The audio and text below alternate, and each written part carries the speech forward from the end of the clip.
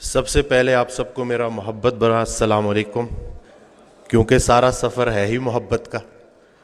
اس دن clinic پہ بیٹھا تھا تو ایک پیشنٹ نے مجھ سے پوچھا کہ آپ کو حضرت واصف علی واصف رحمۃ اللہ علیہ کی اتنی باتیں یاد کیسی رہتی ہیں؟ تو میں نے جواب دیا، چہرہ یاد رہے تو بات بھی یاد رہتی، وہ چہرہ ہی اتنا پیارا ہے۔ حضرت واصف علی واصف رحمۃ اللہ علیہ سے کسی نے پوچھا کہ علم کیسے ملتا ہے؟ اب یہ سوال ہے نوجوانوں کا بھی ہوگا، تو سرکار نے ارشاد فرمایا کہ اپنے محسن کا نام بتاؤ، اس کے احسانات بتاؤ، اس کے کام بتاؤ، علم ملنا شروع ہو جائے گا۔ علم نگاہ سے ملتا ہے، علم عطا سے ملتا ہے، علم اس وقت تک نہیں مل سکتا جب تک کوئی دینے والا نہ ہو۔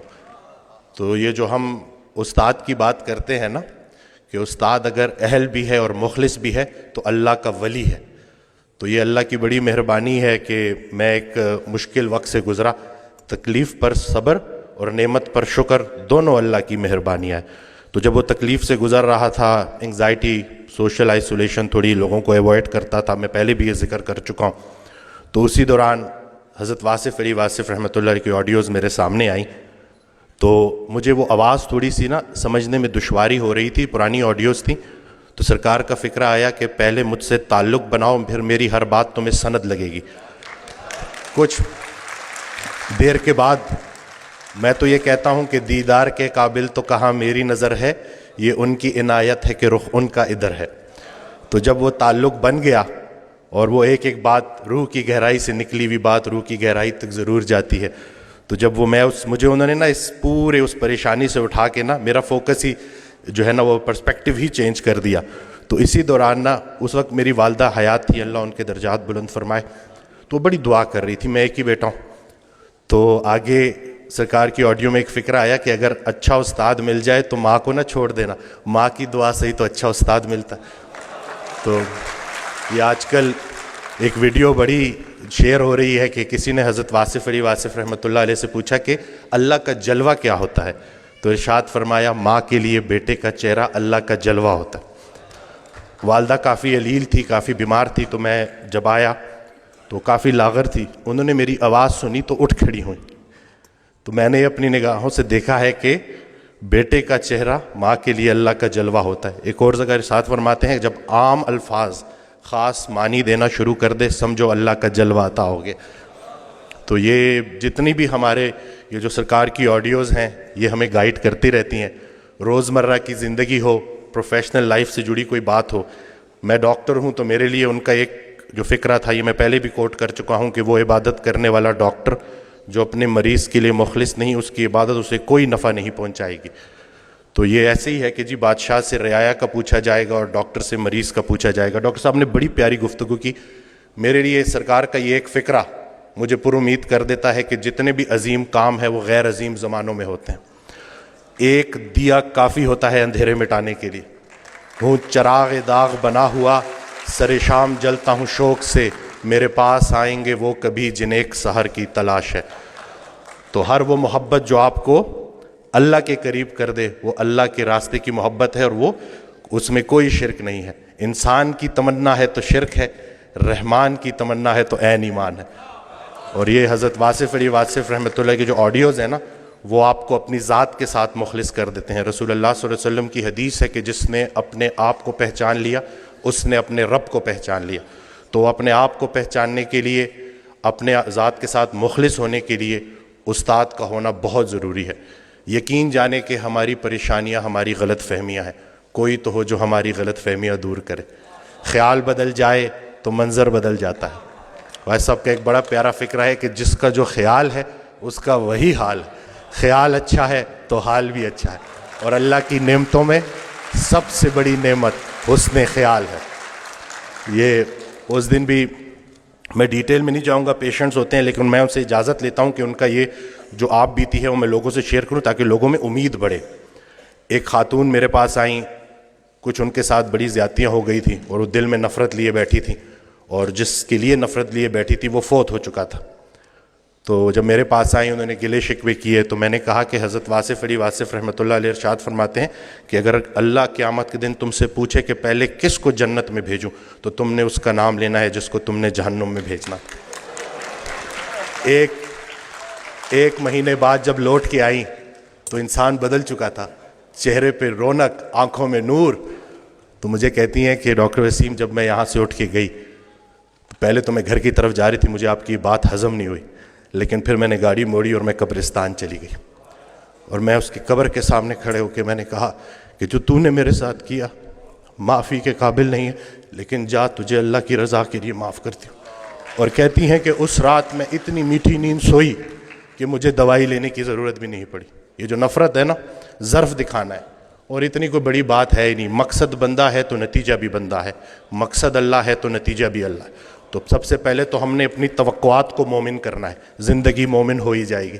اصل میں ہماری توقعات مومن نہیں ہو رہی, ہم نے ایکسپیکٹیشنز اتنی بڑھا دی ہیں, ہر کسی سے ہم توقعات رکھتے ہیں سوائے اللہ کے. تو اپنا گھر, اپنی تنہائی, اپنی قبر, اسی کے اوپر فوکس کریں. ہر انسان سے اس کا اپنا پوچھا جائے گا. جس شوہر کو اپنی بیوی میں صرف برائیاں نظر آ رہی ہیں, اصل میں اس کو اپنی تمام برائیاں اپنی بیوی میں نظر آ رہی.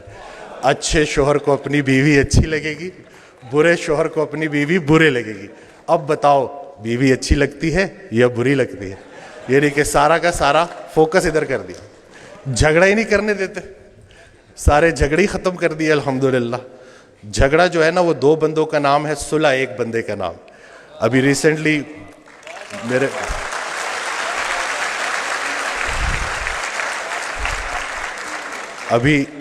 میرے ساتھ ایک واقعہ ہوا. میں گاڑی ریورس کرا تو وہ برانڈ نیو گاڑی تھی, وہ لگ گئی. وہ پیچھے سا غلطی میری تھی, تو میں اترا تو وہ بڑے غصے میں میری طرف آئے. تو میں نے فوراً معافی مانگ لی نا کہ مجھے نظر نہیں آیا, میں بہت معذرت کرتا ہوں, اور بہت زیادہ میں نے ان سے معافی نا. تو ابھی وہ غصہ ان کا ایک دم سے اتر گیا. کہتے ہیں آج کل معافی کون مانگتا ہے؟ تو میں نے کہا جی وہ نقصان چھوڑے, نقصان کو اپنا نمبر دے اور رابطے میں رہیں گے. تو میرا بڑا دل تھا میں ان کو بولوں کہ اگر کوئی معافی منگوانے والا پیچھے کھڑا ہو تو بندہ ضرور معافی مانگتا ہے. تو یہ کسی کے حوالے سے زندگی گزارنا کتنی آسان ہو جاتی ہے, اگر ہمیں پتہ چل جائے تو ہمارے سارے جھگڑے ختم ہو جائیں.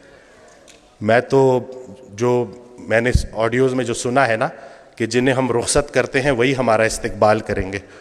تو حضرت واصف علی واصف رحمۃ اللہ علیہ کی میں آڈیوز سنتا ہوں تو اس میں انہوں نے جو ہمارا فوکس ہی چینج کر دیا ہے کہ جب ہم وہاں پہ جائیں گے تو جن کو ہم پیچھے چھوڑ کے آئے تھے وہ ہمیں آگے ملیں گے. تو اب ان کے لیے کیا لے کے جا رہے ہو؟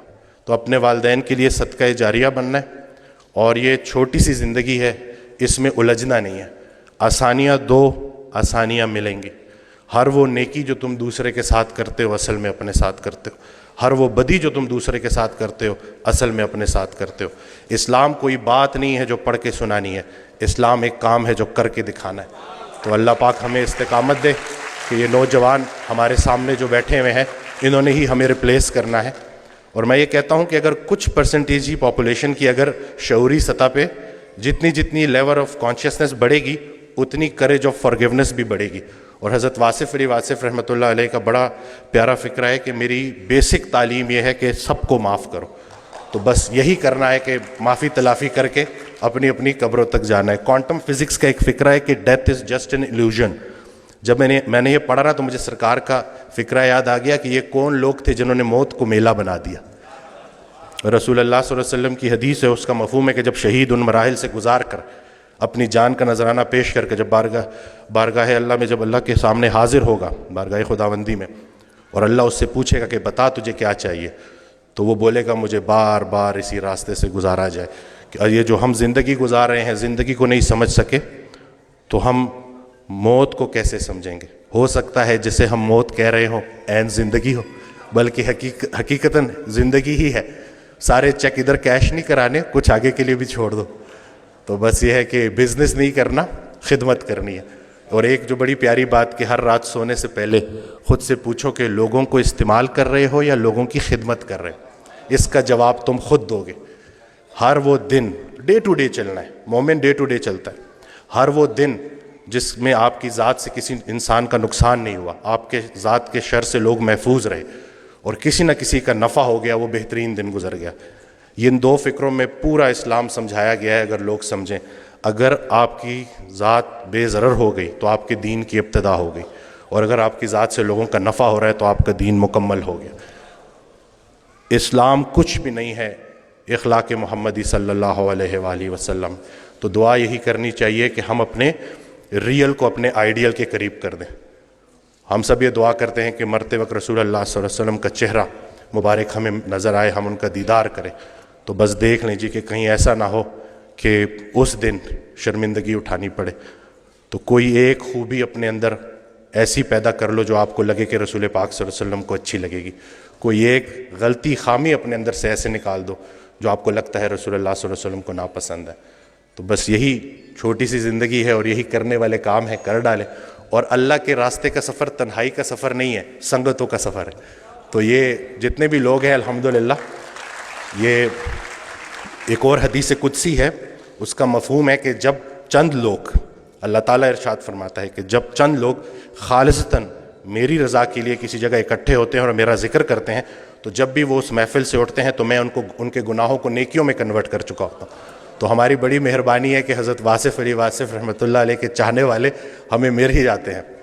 اور یہ اس دن بھی ایک خاتون آئی, کہتی ہیں آپ کی ساری باتیں ایک طرف, جب آپ کی کلپ میں آپ حضرت بولتے ہیں نا تو ہمارا پورا خاندان الرٹ ہو جاتا ہے کہ اب کوئی بڑی بات آنے والی ہے. تو اس میں ہمارا کچھ کمال نہیں ہے, میں کچھ نہیں کر رہا, اپنے محسن کے احسانات بیان کر رہا ہوں, اور یہی میری زندگی کا مقصد ہے اور مرکز بھی یہی ہے.